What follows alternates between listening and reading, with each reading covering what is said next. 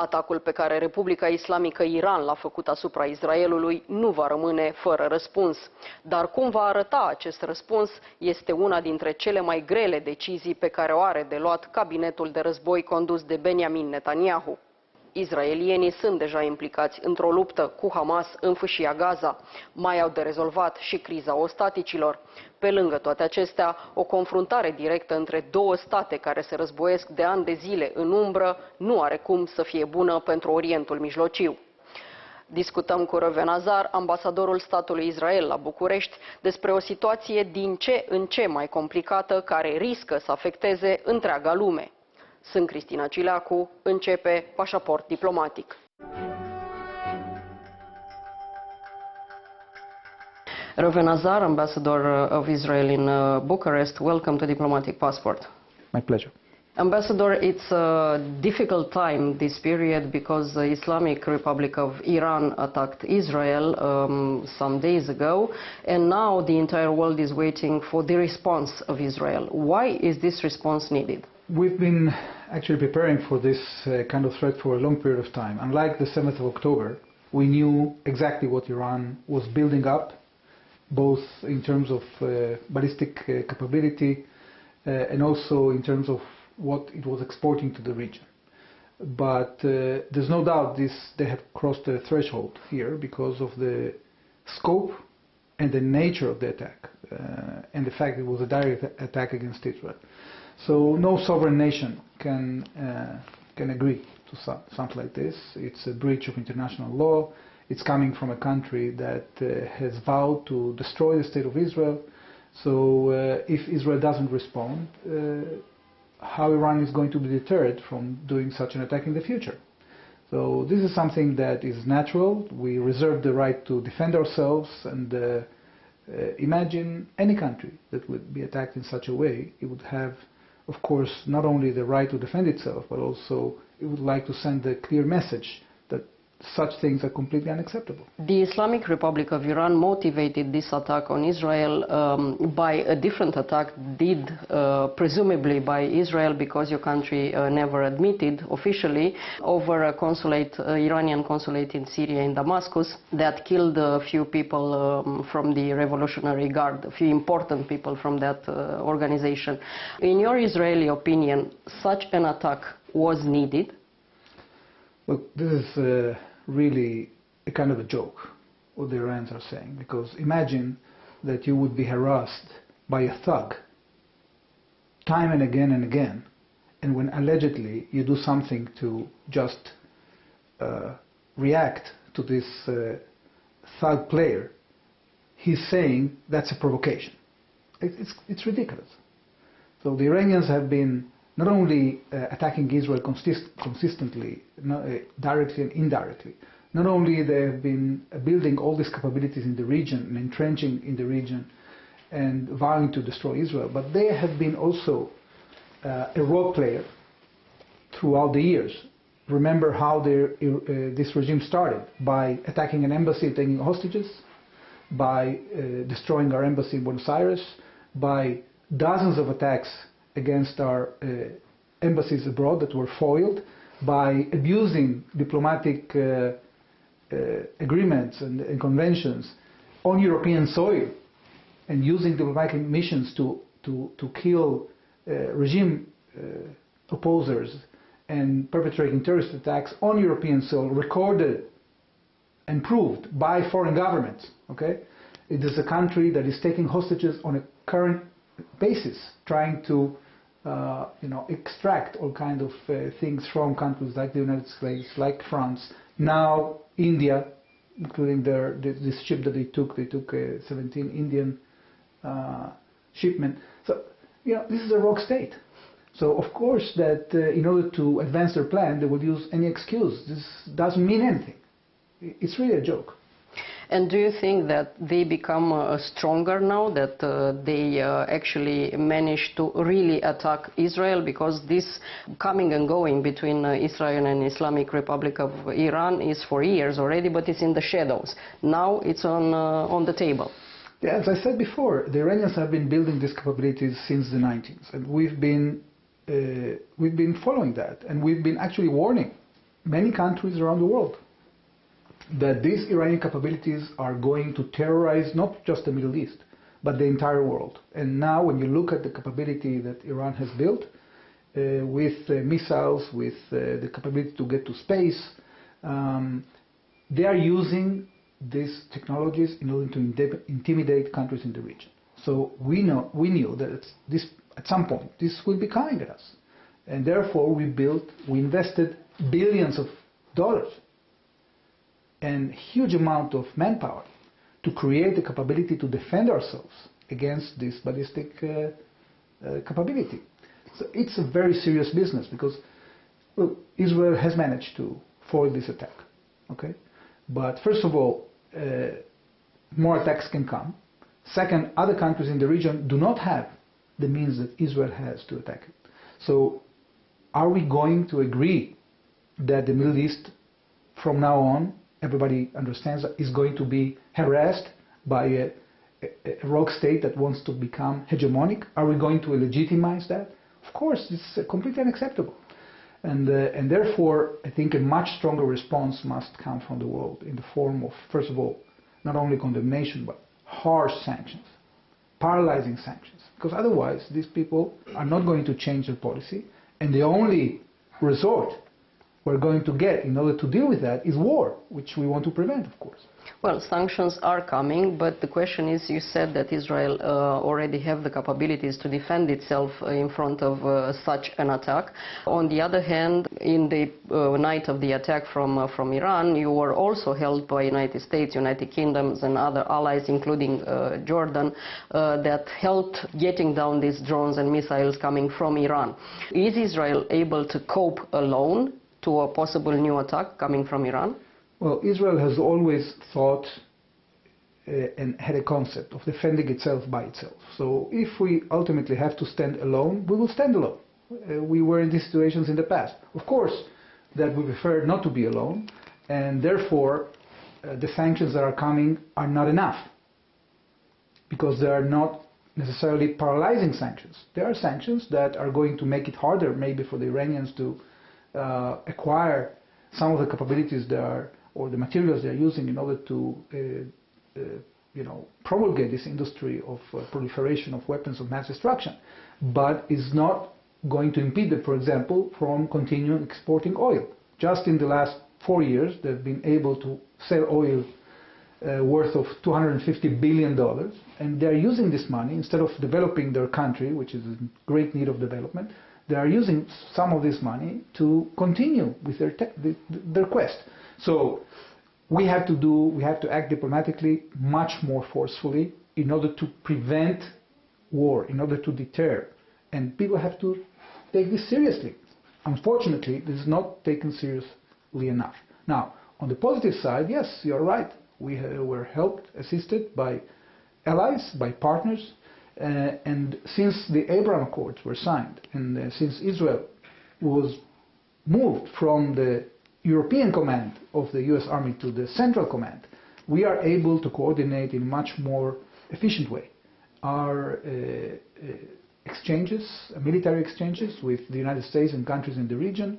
We are all sitting under the same, in the same table, and what we've seen just now is a kind of an architecture, a new architecture of air defense that is really proven pretty effective. And if Israel will respond, or when Israel will respond, better said, against Iran, considering the previous attack of Iran over Israel and the reaction of the countries in the Middle East, most of them closed their airspace in order not to permit to the United States aviation, for instance, to cross their airspace. Would you expect in the region to have more friends or more enemies? Well, I think that it is very clear that we are gaining more friends since the Iranians started this campaign of taking over the Middle East. And this is one of the reasons that the Abraham Accords were signed. This is the reason why our contacts with the countries in the region are much more powerful. And we are cooperating on many fields, including, of course, intelligence, operations, technology, and other things. because this threat is, everybody sees it in the same place, in the same way. And you know, I haven't seen during this instance that we've seen last weekend that Arab countries were closing their airspace in front of the American forces. On the contrary. Now, in the context of retaliation, well, things may differ. We will have to deal with that. We've been in such situations in the past, and I believe we have the capabilities both to decide on a retaliation, to execute it, and to live with the consequences. We have said very clearly, we are not interested in a full-fledged war in the Middle East. Israel is a democracy, and we are usually try to do the best that we can in order to keep our citizens safe and avoid unnecessary military conflict. Since Iran attacked Israel, very few people speak about the situation in Gaza Strip, but there the war is not over yet. And there is an information that comes up actually this morning saying that Israeli will continue with the Rafah operation. What will happen there, considering that so far Israel was accused of not taking good care of civilians in Gaza Strip because there is a large number of civilians killed? Well, first of all, you know, we have done more than any country, any modern army in the world in order to keep civilians out of harm's way. The nature of the urban attack of Gaza, the urban composition of the warfare is very challenging, and according to military experts, we've been doing a very good job. Now, of course, there are those who are not military experts that are so-called, sometimes they are so-called human rights activists, but actually there are people... reactions, Ambassador, from all the leaderships of all the states in the world. Look, that's very legitimate. We think that any civilian life lost is tragic. And of course, you can always do more in order to protect civilians, and that's what we've been doing. We've been listening to our friends. We've been talking about this with the Americans. We thought throughout the war that some of the humanitarian gestures we did should have been reciprocated, but unfortunately we are fighting an asymmetric war in which there is a terrorist organization that is willing to do zero humanitarian gestures, and therefore we had some gaps. But at the end of the day, as a result of that criticism that you mentioned, and also, you know, according to the conclusions that we concluded, we want to make sure that there are no gaps when it comes to the humanitarian situation in terms of supplies. We've been increasing the facilitation of international assistance that is coming to the Gaza Strip almost twofold. There was a ratio of about 175 trucks per day that were entering since the beginning of the war. That was almost doubled, and we are allowing entrance from also Israeli ports, from Ashdod port, and of course through Jordan and other places. So there is no scarcity in food today in the Gaza Strip. That is but it was before. Why was that happening? There was some scarcity, especially in the northern Gaza Strip, and that had to do with the fact that Hamas was taking over the assistance. It had to do with the fact that there were some access issues into the northern Gaza Strip. So in part of the time, in part of the Gaza Strip, there was indeed scarcity of food. But there wasn't famine, and these accusations of starvation or intended starvation were absolutely baseless. At the end of the day, even the reports of international media? Well, the international media should stick to the facts. We are monitoring the humanitarian situation in Gaza on a daily basis. The IDF is sitting with our American friends, with Ambassador Satterfield, who is in charge of humanitarian assistance, with the UN, with all the international organizations, and we know on a daily basis what's going on, how much food is entering, and believe me, there is enough food in the Gaza Strip. Now, people can check that. You can just check the tonnage that has entered, okay? On a daily basis, there is more food per capita than a normal human being consumes. And you can check it. This is a factual. But we want to make sure, especially before the Rafah operation, that we'll be able to take the civilian population out of there, out of harm's way, There are preparations. And where this civilian population will be? There are places, both in Mawasi and also in Khan Yunis.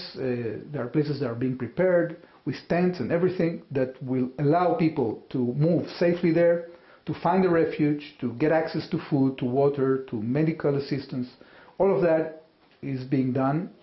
We are very resolute, Cristina, because we understand that what Hamas wants to achieve is to use this hostage card in order to stop the war and rebuild, regroup, and attack Israel again and again and again. We are determined to destroy the Hamas military machinery. We might not be able to destroy Hamas's ideology. It's rampant, in the Middle East. But we are determined, first of all, neutralize the military threat, because this is completely unacceptable. And we had to take control of Rafah especially because of the strategic meaning of Rafah, because all the smuggling from Sinai is entering through Rafah, and this is the lifeline of Hamas. So this has to be taken care of, and we will do that.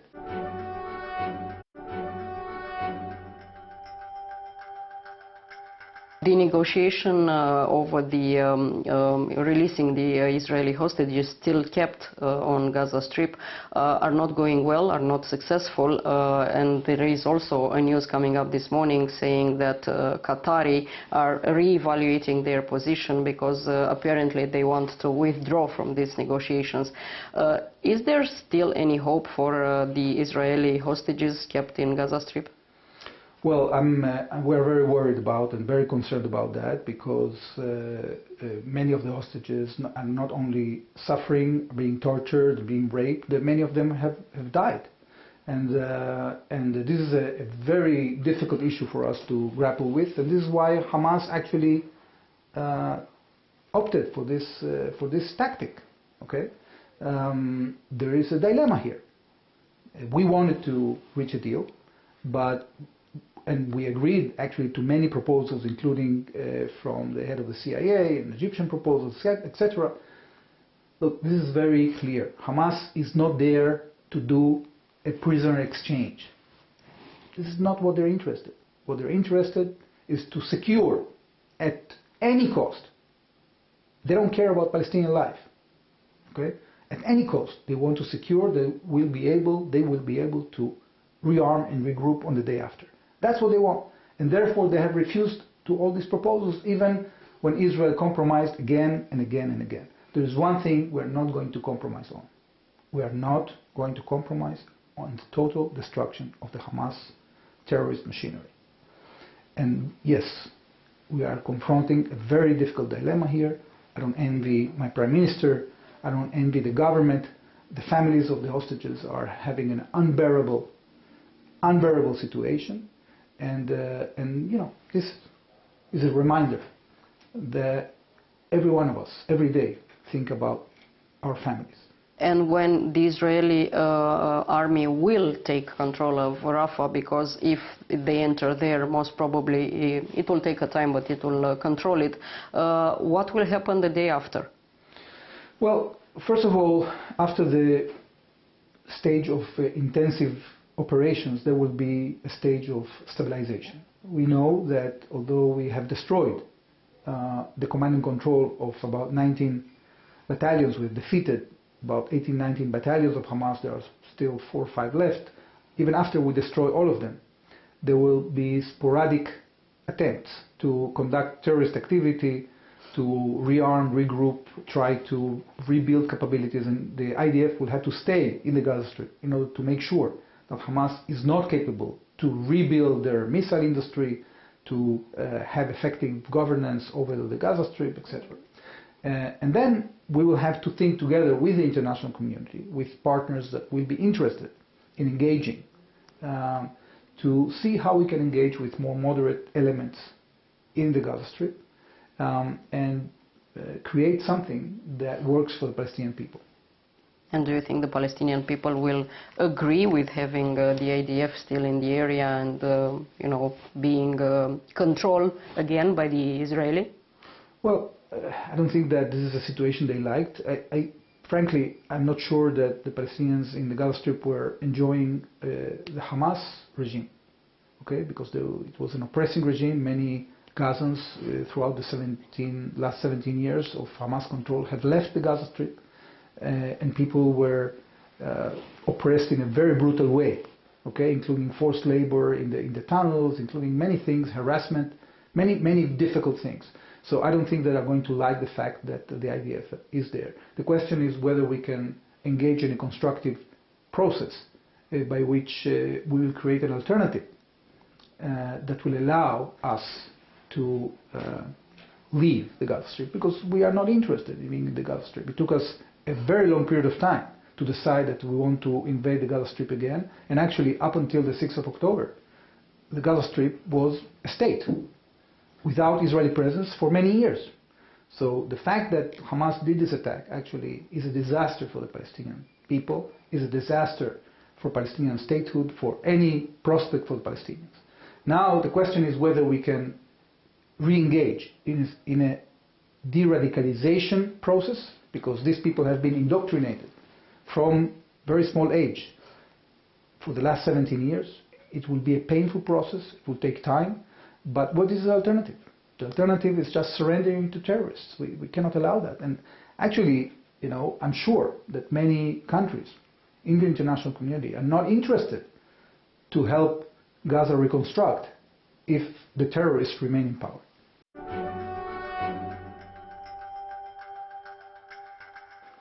Atât pentru astăzi, dar rămânem în continuare online pe pagina de Facebook a emisiunii și pe contul nostru de X. Revenim cu subiecte noi din lumea diplomației și a politicii externe, vinerea viitoare de la 11:30 și reluare sâmbătă după miezul nopții. La revedere!